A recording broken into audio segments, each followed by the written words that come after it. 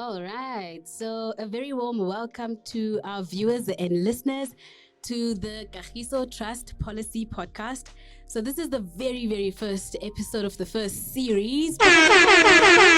And we're really looking forward to having some unscripted, casual conversations around the policy challenges and the pain points in local government, talking about active citizenry, what we need to do to transform local government, and also just looking at the overarching role that citizens can play to ensure that we achieve an effective and efficient and perfectly performing local government in this decade and even this year. Okay, so I'm going to allow my panelists to introduce themselves, and then we're going to kickstart the conversation.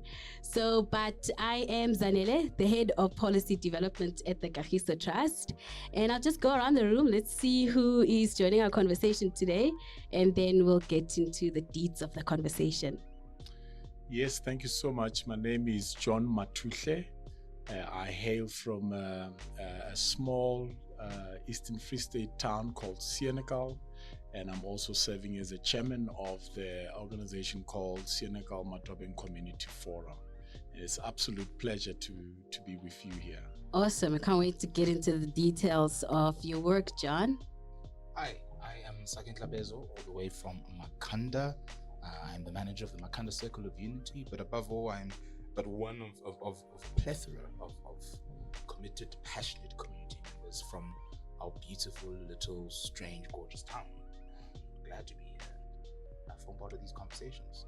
Happy to have you here. Let's hear from Paul. Yeah, I'm Paul Smith from Kagiso Trust. I head up the local governance support unit. We used to be a local government support unit. We've now realized that we need to focus on the enabling environment, which is the local governance framework. And so we're working closely with communities to see how we can better transform local government through community involvement. Thank you, Zanele. Awesome. So I think before we get into the crux of this conversation, maybe let's also get an opportunity to hear from our viewers and our listeners. So anyone who's joining in and listening to us, you are welcome to use the hashtag Radical Collaboration or hashtag KT Policy Podcasts to just share your sentiments as well as thoughts around some of the issues that we'll be addressing, and also come up with practical solutions as to how we really want or can achieve this transformation agenda that we are striving for. So maybe to kick us off, key question: what are the main pain points in local government, and how can we really best transform local government today? So maybe let's start at the issues. Anyone wants to dig in, feel free to jump in. Well, I'm happy to jump in just initially, and I'm going to reflect back 5 years or 4 years when we first entered the Makana space. And we went there with great intentions of shifting our focus to increase government capacity to deal with issues that were going to impact marginalized communities. And that was indigent management, it was local economic development, and it was community engagement. And after 6 months in the town, we were in a few community meetings, and the one community member stood up, and in fact he was at that time the CEO of the Arts Festival, and he said, you know what, we are just like a circular firing squad. We all agree that things need to change. We can't agree on what needs to change, and we can't agree on how it should change, and we can't collaborate to achieve the common purpose. And he says, until we fix that, we've got a problem. So, and it was at that moment that was a light bulb moment, really, because we shifted our approach then to say, let's forget about issues and let's focus on the enabling environment.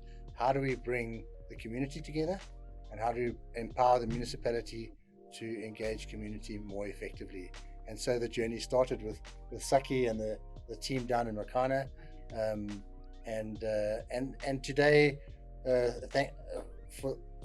thank goodness, but collaboration has become a really important topic. And at that stage, no one was talking about collaboration.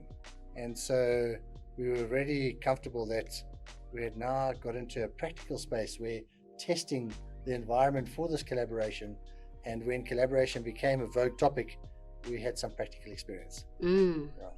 Yeah, circle of unity. Yeah, and I'm adding on less about the circle, but I think also about this generative journey. I think it's a very active process of discovery that people are going through in the city, and it's made even more difficult when you're constantly dealing with the ebbs and flows of ineffective service delivery in our context, and that's a very important point to hold. It's very much true that the circle was born from a collective expression of commitment to trying to work together, and we're still shaping and working out the mathematics of the language of collaboration, but definitely it's become a bigger topical talking point. I think to your question, which is also a PhD thesis level question, it's a big question for a short discussion. Break it down for us. Oh no, man, please don't put me on the spot like that. But I do think that the issues are known to some extent. I mean, it's aggressively covered that service delivery is a problem, ineffective and inaccessible municipal governance, leadership that doesn't respond to community, etc., etc. A wide berth of interventions have been tried across the country. Kagiso, I do commend them for the consistent and persistent attempt to intervene in different spaces. And we know the formula, so to speak. We know what the challenge is. We know what should be some of the responses, and yet we keep encountering some blockages. And I think that actually makes it incumbent upon us to ask ourselves and to ask the institution some really difficult questions. I was saying earlier in conversation, and this might get me in trouble, but I don't think any revolution started off as being a popular idea. It came from a point of discomfort, and maybe there's a very uncomfortable conversation must be asked around this persistent difficulty to render effective services. What are the blockages? And if so, what are the radical shifts that need to take place, inclusive of radical collaboration? And I think that's a very important part. Maybe that is all we need to do and commit to it fully and completely. But if not, or if it's not moving as best as possible, then we must reflect and shape again. And I think that's when a very difficult conversation needs to take place, because it's a question of, does this type of governance even work? And if so, what are the alternatives? And people far more qualified than I can start to ponder on that already. It'll be the best thing we can start to do. Yeah, I mean, this platform can actually begin to have those uncomfortable conversations. I mean, this is unscripted. This is us saying what we think needs to happen, pointing the fingers in the right direction, and sort of also at the same time trying to co-create or think of solutions, things that need to happen to break these walls or barriers that exist. But I'm really interested to hearing some very specific issues around what the blockages are, and maybe some practical solutions that we need to begin zooming into, placing that magnifying glass on. What are your thoughts on that? Any specific issues, specific blockages? I've got some thoughts, but maybe John, you want to jump in? Yeah, it's just there's so many blockages and hindrances. With also my very brief experience in the local government, being part of the council some years ago, I think I saw firsthand how politicians can really stifle the process or the progress when it comes to municipality. And that I want to come back again the contribution I made earlier on, that for me being in there, I just realized that if you want to change this thing, you're not going to change it from that place where you are up against people that, in my own opinion, don't even qualify to be there in the first place. Oh, definitely. And then you want to change the systems, and that's why for me, going back to the civil society, because I was there before, and I felt okay, maybe I need to be there in the political space, and then I can affect change. And then I realized I'm there, but it's almost like you are alone there with all these these ideas, and then coming back to civil society again, my biggest thing is how do we change it from the grassroots level? How do we empower the communities? First of all, to identify the right leaders, because we cannot do away with a political system that we have. I don't foresee anything in the future that can really change that. We will be sitting with politicians for many years to come. But the real issue here is, how do you get the right politicians? People with a servant leadership kind of mentality, instead of people who climbs on the votes of people. Just get me there, and once I'm there, I listen to different voice. And I think for us to really see a tangible change, we will have to go back and empower the community that, by the way, that has been disempowered intentionally. Because I've been part of your campaign and all those things that you do as a politician. It breaks my heart to see people being, some of them are being bought. I remember I was part of a campaign, and that particular community they were just saying enough is enough. We want different leaders here, and we're not going to go with this guy.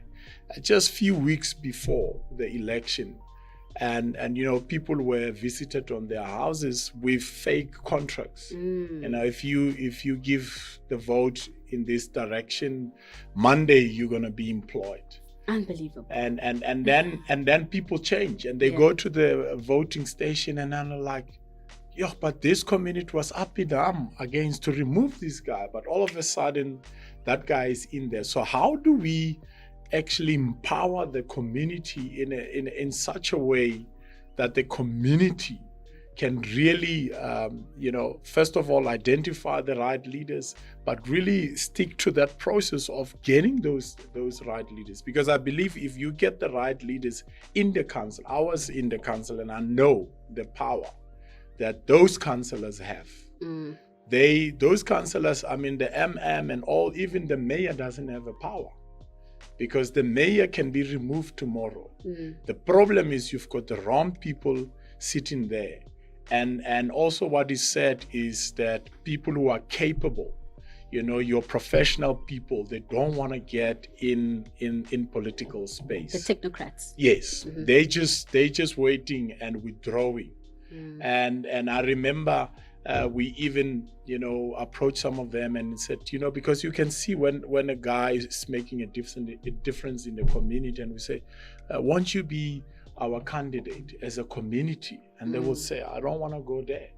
So that's the dilemma we have, because people who can bring change, they don't want to get into that space, and people who are not capable of bringing change, they are the first one to step up and say, yeah. But how do we begin to realize it shift? Yeah. What needs to happen? Is it a policy thing that needs to change? Is it a selection criteria that needs to be effected? The Systems Act does clearly stipulate the powers, the functions, and also the composition of municipal councils. But where are we going wrong if we have very democratic processes that ensure that we get the right people in those spaces? I have a question mark around, but where are we lagging? Where are we missing the ship? Where are we going wrong? That leads us to not having so-called capable people at the municipal council level. Any thoughts? Yeah, I think it's a bit of a tricky question. Paul and I were chatting earlier this morning about, one of the biggest challenges that I think you find in a number of municipalities is a lack of political will to really deliberately plug into the task and the duty of rendering services. I've not been in the system, so I also want to be very clear about my point of assessment. I've been a councillor, I've tried to work with municipalities, I've tried to engage with the system and read through the act. And yet there seems to be something about being inside that immediately shifts patterns of communication, accessibility, clarity of processes. Things become so opaque. And not even if, at times you find that the individual is trying so hard to represent the institution in that space, but the institution pulls them back. So then it becomes a matter of this one person is trying to communicate, hey, this is what we're doing, this is what we're doing, this is what we're doing. The institution isn't affirming it. At some point, people start questioning, are you shaping your own narrative? Is this the complete narrative? Or is there more or less happening in the background? And I think it does get more and more complicated. It's a long documented thing. There's something really appealing about power and control and making decisions and access to the coffers and access to the critical pen that signs off on all the documents. So I do think that, I mean, the point you're saying about the type of people being put up there is a very critical point, because you know, you look at the administrative side of a municipality or local governance, and you look at some of the, you know, there's on the parallel of all of this, there's been a long conversation about the brain drain in South Africa and skills running off to clearer places. You know, we want front running water, we want electricity. So you find that there are people who have the capacity and the skills. I don't think would necessarily be keen to jump in the system. Why leave my job to enter the stress of local governance? Because now at Pick and Pay, when I'm just shopping and getting my groceries, someone recognizes me, and now I'm being asked tough questions about the institution. And it does get very hard. I mean, this is one thing that we've seen, is that when we talk to people who work within a municipality, there's a big strain on those that are even trying to work and trying to articulate themselves and trying to make it seem like it's almost to the point of being slightly defensive. And on a human level, I get it. I really do. You're constantly being asked to explain why you're not good enough, why you're not actually getting things done. Those are valid questions, but it's hard to constantly hold. It's an unappealing space. It really is for many people who have the capacity and skills to want to plug in there. And maybe that's also part of the things that must be looked at quite closely. Why is it such an unappealing space? Because until the work environment and the conditions of employment there and the nature of the duty shift, alongside shifting of the political will, the structural setup and the makeup of the system, until all that changes in parallel, it's going to be hard to attract you really qualified people who have a heart for the community and neighborhoods they're from. I think from my side, I think you raised two important questions, and John and Saki have both sort of reiterated some of the sentiment there. But so the role of community in this whole thing. So can communities change policy? Okay, so that's a big question. I don't think they can, just from my view. But I think when you see civil society as part of community, a collective civil society and the people who understand the legislation and policy can reiterate policy and advocate for change in policy. So let's not be over ambitious in terms of how do we give ordinary citizens an opportunity to change legislation that they never get access to, never read or never really understand to the level that's required in order to advocate for policy change. However, the main agency for voting people into power is the people. And so when people go to elections, they must think very carefully of the character of the people that they're trying to vote into power. And that's the only, I suppose, that's their real agency. They're saying, do you go to my church? Do you have bras in our community? Are your children at the same school? Do you go to the movie house and entertain? Do I see you in the streets? And do you care about the community?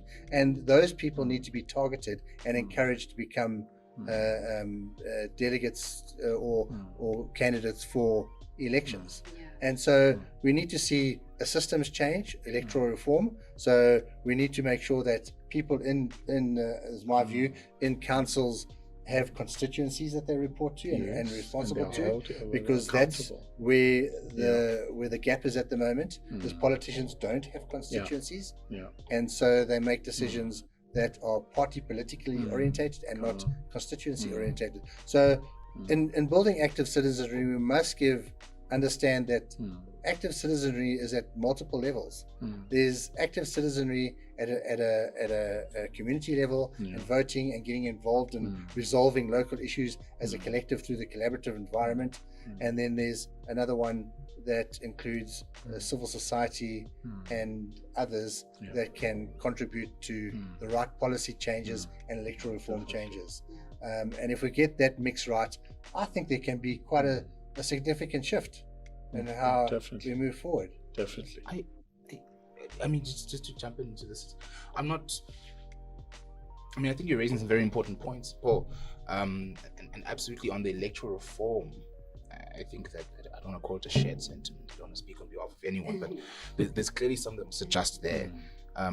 Although, and I do want to ask this question on the policy and see what you think, is that, the policy structure in South Africa is quite extensive. Might not be rigorous as it needs to be, but it's quite extensive.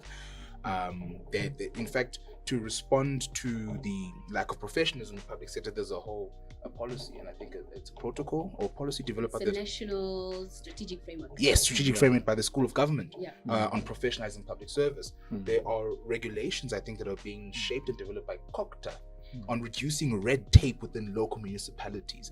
So the policy framework is there. There's something about the decision-making praxis that's lacking. There's something about and manipulation of it. I don't know what that something is. What is this texture? Because it even to the point, and we see this in so many spaces, and this is one of the difficult parts of trying to encourage a collaboration with different partners, is that when you encounter a struggling state, a struggling municipality, and you extend a point of assistance or hand of assistance, it's sometimes hard to even get a meaningful response back, or for them to participate really meaningfully. I mean, John has a very difficult story to tell about his experience. I don't want to tell it for you, but of having straddled being a political role player, then a local member, trying to engage the community and the municipality, and then the response to them is, what are your intentions? Why is it that when communities reaching out saying let's get helped, the first question we get asked is what our intentions are, when our intentions are really to protect, enhance, and ensure the sanctity of the community we all come from. So there's something there, and I think the question I'm building a very long way to get there, I'm so sorry.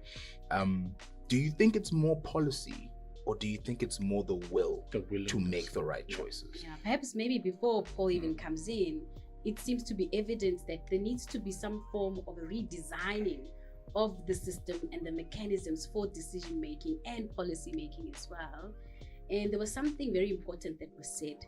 It was said we tend to rely on existing solutions that are adapted from other countries or other places, or even rely on old ways of trying to address new or unique challenges. And so I'm just looking at this from the perspective of, is it also the fact that we keep on emanating existing processes and systems instead of inventing and redesigning how we do local government, which is unique to our context and realities on the ground today? I think that's a big question for me. Yeah, so I think it's a bit of both, Saki. And I do agree that and I do believe, honestly, that if we're going to make a shift, let's not start with policy. Okay, let's start with community. Okay, so that would be my first take. However, I do think so would I like to comment on policy and legislation? And I'm involved in the sector quite extensively? Definitely not. I don't know enough about it. But am I happy to be involved at a community level because I can raise the complexity of an issue? So what's not working, I can identify it.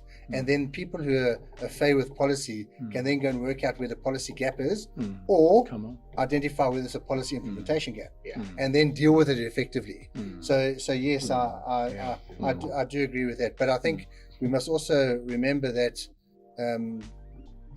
communities are divided. Wherever we go, they're divided.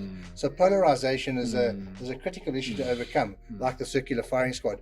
And in the case of John's story, which I hope he tells a little bit of just now, is that, and I asked the question in the seminar as well, saying who is the catalyst? Somebody has to be the catalyst for change. The change that we're looking for in community collaboration isn't organic. It's not going to emerge. It's not going to happen by accident. It's not a coincidence. Somebody has to take the bull by the horns, have the greater vision, and drive the process forward. If you require that in community, like the Senecal story, and even in the Makana story, there were some people that drove the process. The same thing has to happen in the municipality. So leadership is critical. Somebody at the head of the municipality has to say, we are no longer happy to be a dysfunctional municipality. I'm going to fix the situation. And that has to be one of two people, the mayor or the municipal manager. They need to stand up to the plate and be counted. No longer can they hide behind councils and incompetence management both. committees. Yeah. Yeah. And perhaps both, but it might take one. Yeah. And so my personal view is that our emphasis should be placed on good municipal managers, not employing them for 5-year periods, choosing the best people for the job, putting them in place to transform the culture of our institutions and give them permanent contracts forever. If they don't do the job that they're supposed to do, let's hold them accountable and let there be consequent management to deal with it. Yeah. That would be my style, Definitely. because they will also create the natural divide between politics and administration, and they will hold people accountable. Yeah, there's so much to broach on. I know we've got like 5 minutes on Sure. the clock, but I want to recognize maybe two things.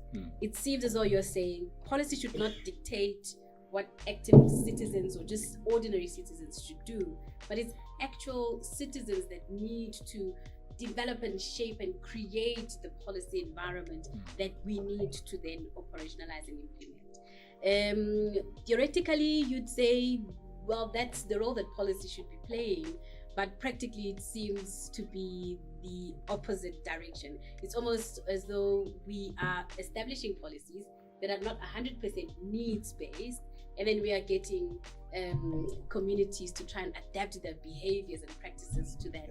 And maybe that's where the issue might be. But I also want to recognize that local government does not exist in a vacuum.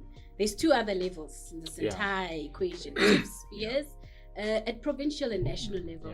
And earlier on, we had an active citizen breakfast dialogue. And I think there was something that came out of there that isn't necessarily new, but it was around the fact that 90% of the national budget goes to national and provincial administration and activities within those spheres, and very little goes to local government, and then they have to depend on their different economic activities in order to supplement where they are lacking. Is there something that needs to change in that format and how things are done right now, from a financing and budgeting perspective mostly? Yeah, I don't know that should be the key focus, because I think that type of change is going to take time, because it's quite complex. Yeah. But if we're looking for the next step in active citizenry, if John can just tell his story about what happened to a really dysfunctional community to what it is nowadays, it really gives whoever wants to listen to this podcast a really good indication of what's possible if someone steps up to the plate. And so I would urge you to give John, I'd like to hear that story just for 3 minutes, if that's possible, because I think it's really, when people on our Twitter dialogue said, what can I do? I want to get involved. Well, this is the story I would like to tell them. Sure, take it away, John. No, Let's hear the story. definitely. I continue to call it a miracle, a story of hope, not only for Senegal, but also for other communities and eventually for the nation. And how the story actually started, it started by a death of a young man, 21-year-old farm manager by the name of Brendan. And I mean, as we know, we've got the whole problem is part of the bigger problem, the farm matters. And that his death was sort of a tipping point, brought a tipping point, especially in the farming community. And, people just felt like we've not been heard. And then they organized a march there in Senegal, and the emotions were very high. We all know what happened. I mean, the police van was burned, and the court precinct was also, damaged. Likely nobody died, and I was part of the solidarity march, because from my point I felt we need to be part of these things. We cannot always just look from our side and complain and say, but we need to do something. There must be an action that takes place. Obviously, when something like that happens and you are part of it, you are like, just what must I do now with this? Because I really thought this was like, people voicing their concerns. And I mean, that's now has become the culture in South Africa, where people don't really know how to express themselves. And that's why you find other people go on the streets and they do all these violent riots, because the people don't, it's almost like their pleas and their cry is always falling on the deaf ear. And coming from that, I just felt a responsibility within myself to do something about it, because now remember, this was something about the farm murder, but now it has become a racial tension and something that can escalate into a civil war in Senegal.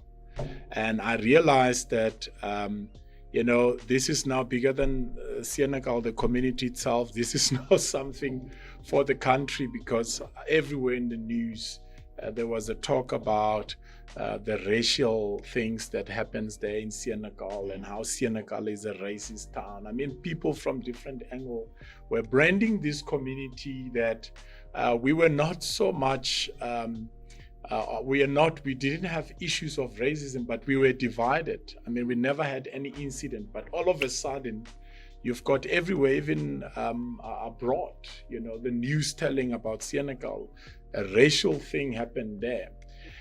And I felt in myself a responsibility to do something about it. And I did something about it. I felt that I needed to bring the leaders together, your political leaders, your religious leaders, everyone who had a vested interest in the situation, what had happened. Because most of those people also, they are the one who organized the march. So in a way, they also have to take a responsibility to what happened. Put them in one room, and I thought I was just gonna, challenge them and say, come on guys, let's pick up the pieces. Let's make sure that this fire doesn't go any further, only to find that, you open a can of worm. Because now people start to engage from those issues. You will have your black political representation there saying, yes, I mean, we've got an issue of mistreating of our farm workers. So probably those are some of the reasons why you're having all these attacks. So fix that, and then that will be fixed. And then you have the farmer. So the whole meeting almost fell apart. And the miracle out of that is one of the leaders there of a political party stood up and said, but we do have a responsibility. We are part of this community. We are not outside the community, and we need to do something. And that was a turnaround. And out of that, there was a resolution that, let's come together. Let's start to build relationship. And that's where the favorite part of Paul, let's meet over a braai. I like it. And then one of the farm leaders actually proposed and said, listen, I'm gonna bring meat, and we're gonna meet around braai. Bring your family, bring your wife, and let's just get to know each other as a community. Maybe this is an opportunity for us as a community to do something, to co-create a new narrative. And I mean, it was exciting. Going back home that evening, we had a Julius Malema on the national television and said, we're coming on the 16th of October. We're going to paint Senegal red. I mean, immediately, from that level, if he's coming, the farmers are also coming with their khaki overalls and stuff. So you're going to have a red on the side, and you're going to have a khaki on the side. And that was just a dilemma that we found ourselves in. What do you do now? And that's where I also realized, I mean, the collaboration, it always starts with one person. It's so true that somebody must take an ownership. Somebody must start and say, I want to do something. But then it comes to a point where you need to build that critical mass. You need to involve the community. You need to collaborate. And then we brought together the religious leaders. We said, now it's time to pray, because what can you really do? I mean, if people are coming, if the farmers are coming, and the EFF is coming, you can't stand before them and say, don't come. They're going to come. So what are you going to do? And the beautiful thing is that out of that, people started taking responsibility on the local level in terms of this conflict. Now, how do we diffuse this conflict? At least we have a control over our community. We can talk to our communities. We can talk to the EFF branch in our community and say, guys, you remember you're part of the community. Yes, your national organization is coming down, but you've got a responsibility. And how you're going to tell your people to respond to this is really going to decide, it's going to be a deciding factor whether something happens. So the whole community got involved. Finally, the 16th of October, it was the day. I mean, for the first time in the Free State, in the small town of Senegal, you had everyone there. Wow. You had all these high-profile leaders. I mean, Becky Kele was there, Julius was there, Helen Zila was there, and we were just holding our breath to say, we've never, and I think a lot of people don't realize how critical the situation was. Because, I mean, you have people here, about 5,000 descending on this small town, not for a concert or something, but ready to fight with rifles and guns. Whoa. I mean, did all hell break loose? What happened? I tell you, I was sharing with them yesterday. I was in George and ministering and sharing the story of Senegal. And one old guy comes to me after the service and says, John, I know you. And I said, but how do you know me? I don't think you know. We've never met. He said, no, I was there in Senegal. You were wearing your black suit. In fact, this was the suit. I mean, this is how long I had this black suit. Hey, Paul, you must start to donate some suits for me, man. And he says, I had you on my radar. I had you on my radar because I was one of the snipers. And that's how tense that situation was. It was very hectic. Snipers. But I tell you, I woke up at 3:00. And I saw some of the EFF supporters coming in, and some of the farmers' bakkies coming in. And at 6:00, around 6:00, I was still there at the same place, and I saw the last bus leave. Some of the last bakkies left.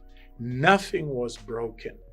No bloodshed, no bullet. And remember, it could have just taken one provocation. One bullet or one throw of a stone or even one clap could have collapsed the whole thing apart. And that's, for me, I saw that the power of first of all, somebody taking a responsibility, but also the community coming together. Okay. And out of that, as I close, out of the whole situation, now you have a community that is more motivated, that says, listen, we've been divided for a long time.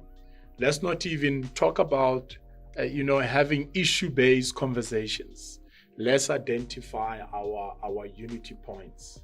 And then we started coming together and it says, what are the things that affects both of us that we can unite around and begin to co-create a solution that is holistic?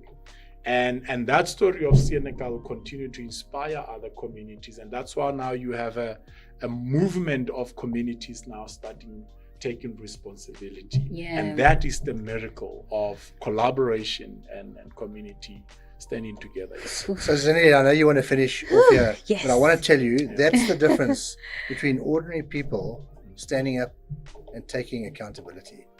Wow. And it starts with one person. Yeah. It doesn't start with everybody.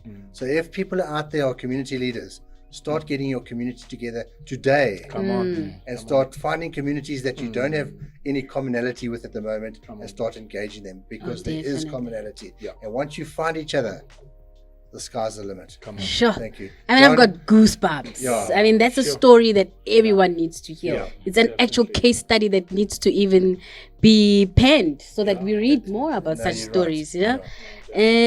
But other than this, maybe let me hear any final rounding thoughts, any pain points that we need to co-create solutions around. Just your final words in 30 seconds each, if we can. Okay, my final word is if most people have watched the World Cup rugby, Yeah. Come on. the way that team has galvanized, and they didn't perform as the best team in 3 matches, but because they galvanized so closely as a multiracial, Sure. multi-class, Come on. multi-language Go team Boca. is just phenomenal. That's the example they set for that's us. a Yeah. recent country. example. Yeah. Sure. Powerful. Awesome. Sakim. Just very quick point, and then just to build on that too, the leader of Rise Mzansi, there's no way a plug, but he wrote a very interesting op-ed today about the importance of the Springboks victory, and he pinpointed it down to 3 specific things, and he named it as winning matters, because we need to actually build a culture of success in the country. Definitely. Yeah. Leadership matters, particularly leadership that's distributed and mature enough to share the space. And everyone matters. The fact that every single centimeter moved, every single person who carried one rugby ball mattered in that space. 100%. I think that's part of what you're hitting Exactly on, that, and the yeah. beauty of what you're saying. Well And said, that, Saki. I think, and it's Songezo's word. I'll give it to him, but he summarizes so well. And this podcast should be called Kagiso Talks. That's what you Whoa, catch I like Come that. on. I like that. Come on. We'll bounce off Yeah, that. that's now. That's I now love that growing. one. Well done, Saki. I think for me it's 2 things. If we can create or mobilize communities on the ground level, because the change is actually going to come, and this is how it's going to come from the bottom up, but we also need to create a pressure from top down. And that's why the elections, this coming election, is so important. Because while we have communities and we're mobilizing communities to take responsibility and to try to rebuild in their communities, you also need to change policies at that level. You need to get the right people there. And if we have these 2 pressures, something in the middle must give in. And that is for me the turning point in our nation. Sure. Yes. All right. So I think we've said it all. I don't want to repeat anything, but what stands out is collaboration and collective action driven towards a common goal works. And that's a fact. 100% or 99%? 100%. 100, of course. And then also we need to redesign our policy and legislative architecture so that it works for the people. It needs to be needs-based, and it needs to be impactful in the manner in which it is implemented. And then, of course, active citizens. Let's get our hands dirty.